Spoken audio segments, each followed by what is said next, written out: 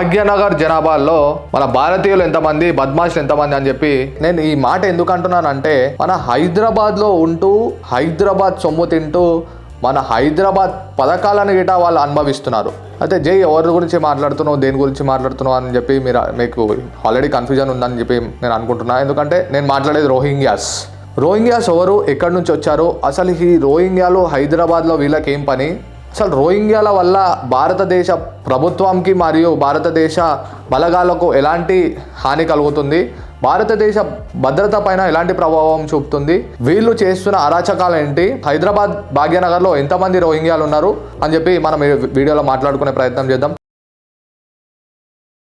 నమస్తే, welcome to Chitragupt. నేను మీ వర్మ. 2017 మయన్మార్లో సైనికుల చర్యల తర్వాత వాళ్ళు మన భాగ్యనగర్లో మకాం వేసినట్టు మనకున్న సమాచారం. వీళ్ళు ఎక్కడ ఉంటారంటే మురికివాడలు ఏదైతే ఉంటుందో మురికివాడలతో పాటు నిర్బంధ శిబిరాలలో వీళ్ళు ఉంటారు. వీళ్ళు చిన్న చిన్న పనులు అంటే చెత్త ఏరుకోవడము, లేదంటే కిరాణా దుకాణంలో పనిచేయడము, లేకపోతే ఏదైతే కన్స్ట్రక్షన్ ఫీల్డ్ ఉంటుందో అక్కడ పనిచేయడము.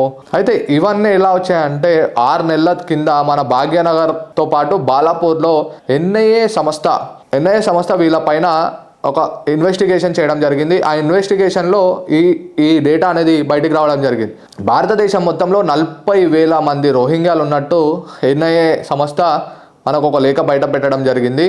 ఇందులో హైదరాబాద్లోని పాత బస్తీ, బాలాపూర్, బహదూర్పుర, ఫలక్నుమాతో పాటు కాలాపత్తర్ ఏరియాలో పెద్ద ఎత్తున రోహింగ్యాలు ఉన్నట్టు మనకు అధికారుల సమాచారం గిట ఉంది. ఓల్డ్ సిటీ బాలాపూర్లోనే 9,000 మంది రోహింగ్యాలు ఉన్నట్టు ఎన్ఐఏ డిపార్ట్మెంట్ వాళ్ళు ఆల్రెడీ లేఖ రాయడం జరిగింది. సో ఈ బాలాపూర్లో ఉంటున్న వాళ్ళకి ఆధార్ కార్డ్, ఓటర్ ఐడితో పాటు వాళ్ళు ఇక్కడ బర్త్ సర్టిఫికేట్ గిట్లా ఉన్నాయి, ఇన్కమ్ ట్యాక్స్ సర్టిఫికేట్తో పాటు కరెంట్ గిట వాళ్ళకు వస్తుంది.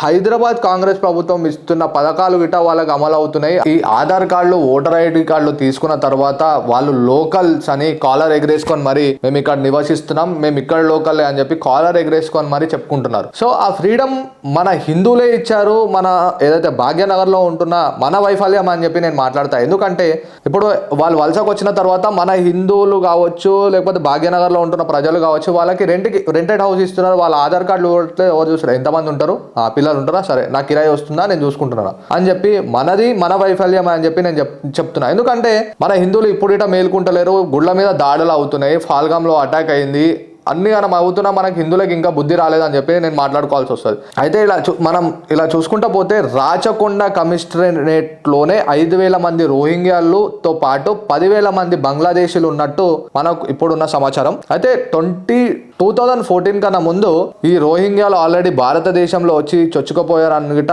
మనకున్న సమాచారం వస్తుంది. సో ఏదైతే రాజకీయ నాయకుల ఓటు బ్యాంక్ రాజకీయాల వల్లనే ఇవన్నీ జరుగుతున్నాయి అని చెప్పి మనం చెప్పుకోవచ్చు. మనతో పాటు ఉంటూ మనకి వెన్నుపోటు ఎందుకు అంటే ఆ రెంటెడ్ హౌస్ ఇచ్చిన తర్వాత మనతో పాటు మాటలు కలపడం, అన్న ఏదైనా పని ఉంటే చెప్పవా అని చెప్పి మనను అడుకొని పని పెట్టించిన తర్వాత వాళ్ళు మెల్లిమెల్లిగా మనలో చొచ్చుకపోయి హిందువులు ఏదైతే ఉంటారో హిందువులు ఉండే ప్రదేశంలో వీళ్ళు ఎక్కువ వ్యాపారం పెట్టడానికి వాళ్ళు ప్లాన్ చేసుకుంటా ఉంటారు. హిందువులు ఎక్కువ ఉన్న ప్రదేశంలో వాళ్ళు ఎందుకు ఎంచుకుంటారు అని చెప్పి మాట్లాడుకుంటే, ఇప్పుడు మన వాళ్ళు పనికి పిలిచామనుకోండి, నాకు 5,000 ఇవ్వాలి, 4,000 ఇవ్వాలి, 8,000 ఇవ్వాలని చెప్పి డిమాండ్ చేస్తారు. సో వాళ్ళు అట్లా ఉండదు, వాళ్ళ దగ్గర ఎంత ఇస్తే అంత పని చేయడము. ఎందుకంటే వాళ్ళకి పని దొరకగానే వాళ్ళు ఇక్కడ వచ్చారు, వలసకు వచ్చాడు కాబట్టి వాళ్ళకి ఎంత ఇచ్చినా వాళ్ళకి పని చేస్తారు. సో మన వాళ్ళకి ఏం ఉండదు, ఎందుకంటే వాళ్ళని పెంచి పోషిస్తుంది మనమే.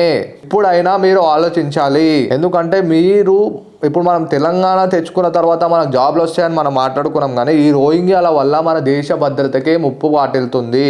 సో ఇప్పటికైనా మీరు ఆలోచించాలని చెప్పి నేను భావిస్తున్నాను. దేశ భద్రతకి ముప్పు ఎలా వాటిస్తుందని చెప్పి మనం మాట్లాడుకుంటే, ఏదైతే వీళ్ళు పని చేస్తున్నారో ఆ పని చేస్తున్న వాళ్ళలో నా ఫ్రెండ్ అని చెప్పి, లేదంటే మా బ్రదర్ అని చెప్పి స్లీపర్ సెల్స్ గిట వీళ్ళతో పాటు జాయిన్ అయ్యి మన దేశ భద్రతకు ముప్పు పాటిస్తున్నారు. ఏదైతే 26 లెవెల్ అనుకోవచ్చు, లేకపోతే వేరే ఏదైతే బాంబ్ బ్లాస్ట్ కానీ, లేకపోతే హిందువుల పైన టార్గెట్లు కానీ అవి ఎలా అవుతున్నాయో ఈ స్లీపర్ సెల్స్ పెద్ద ఎత్తున చొచ్చుకపోతున్నారు.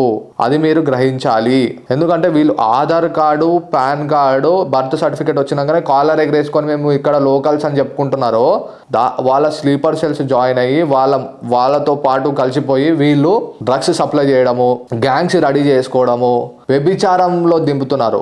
సో ఇలా స్టార్ట్ అయిన జర్నీ వాళ్ళది లవ్ జిహాద్ తో పాటు ఓట్ జిహాద్, బిజినెస్ జిహాద్ కూడా స్టార్ట్ అవుతుంది. ఏంది బిజినెస్ జిహాద్ అంటున్నావు, ఈ బిజినెస్ జిహాద్ ఏంది అని చెప్పి మాట్లాడుకుంటే, బిజినెస్ జిహాద్ అనేది కొత్త రకమైన జిహాద్ వీళ్ళు స్టార్ట్ చేశారు ఇప్పుడు భాగ్యనగర్ లో. ఈ భాగ్యనగర్ లో బిజినెస్ జిహాద్ అంటే ఏంది అంటే, వాళ్ళు మన హిందూ పేర్లతో బోర్డులు పెట్టుకొని, మీరు ఎప్పుడైనా వాళ్ళకి వెళ్ళి వాళ్ళు పర్చేస్ చేస్తారో స్కాన్ చేసినప్పుడు ముస్లిం పేరు దాంట్లో కనిపిస్తుంది. మీరు బార్కోడ్ ఏదైతే స్కాన్ చేస్తారో బార్కోడ్ స్కాన్ చేసినప్పుడు ముస్లిం పేర్లు ఉంటాయి. సపోజ్ వైష్ణవి టిఫిన్ సెంటర్ అని ఉంది, లోపలికి వెళ్ళి స్కాన్ చేస్తే అక్బరో లేకపోతే ఏదో పేరు, సపోజ్ సల్మానో ఉద్దీనో మొహమ్మదో అని చెప్పి పేర్లు వస్తాయి. ఇలాంటి చర్యలకి వీళ్ళు పాల్పడుతున్నారు. దయచేసి హిందువులారా ఇప్పుడైనా గమనించండి, మీరు ఎక్కడికైనా వెళ్ళినప్పుడు ఫస్ట్ స్కాన్ చేసుకున్న తర్వాతనే మన హిందువుల దగ్గరనే కొనమని చెప్పి చాలాసార్లు చాలా విషయాలలో చాలా మంది మాట్లాడారు. ఇప్పుడైనా మీరు మేల్కోండి. ఏదైతే వీళ్ళు దేశ రాజకీయాల పెద్ద పెద్ద లీడర్లు గిట్ట దీంట్లో ఇన్వాల్వ్ ఉన్నారు, ఏదైతే ఎంపీలు ఎమ్మెల్యేలు ఏదైతే ఉన్నారో వాళ్ళ కాన్స్టిట్యూట్కి సంబంధించిన రోహింగ్యాలు ఎవరైతే ఉన్నారో ఆ రోహింగ్యాలకి సపోర్ట్ చేసేది మన ఎంపీలు ఎమ్మెల్యేలు, రాజకీయ నాయకులకి ఇప్పటికైనా నమ్మకండి. 2014 కన్నా ముందు వీళ్ళు ఇక్కడ నుంచి వచ్చారో అస్సాంతో పాటు వెస్ట్ బెంగాల్, అస్సాంలో కాంగ్రెస్ ప్రభుత్వం ఉన్నప్పుడు, దాంతో పాటు వెస్ట్ బెంగాల్లో మమతా బెనర్జీ ప్రభుత్వం ఏదైతుందో, మమతా బెనర్జీకి రోహింగ్యాలని తెలిసినా కూడా ఆమె తెలిసి తెలియనట్టు చూడకుండా ఈ రోహింగ్యాలు వదిలేయడం జరిగింది. సో అలా అక్కడ నుంచి పశ్చిమ బెంగాల్ మరియు అస్సాం నుంచి వీళ్ళు రైలు మార్గంలో కానీ బస్సు మార్గంలో ఇక్కడికి రావడం జరిగింది. ఇక్కడ వచ్చి భాగ్యనగర్ లో మనతో పాటు చొచ్చుకపోయి ఏదైతే ఓల్డ్ సిటీ ప్రాంతంలో గమనీయంగా ముస్లింలు ఉండే ప్రదేశం అది, ఆ ముస్లింలు ఉన్నారని చెప్పి వీళ్ళు ఈజీగా చొచ్చుకోపోతున్నారు ఓల్డ్ సిటీలోనే. అయితే ఓల్డ్ సిటీలోనే 10,000 మంది రోహింగ్యాలు ఉన్నారంటే మీరు నమ్ముతారా?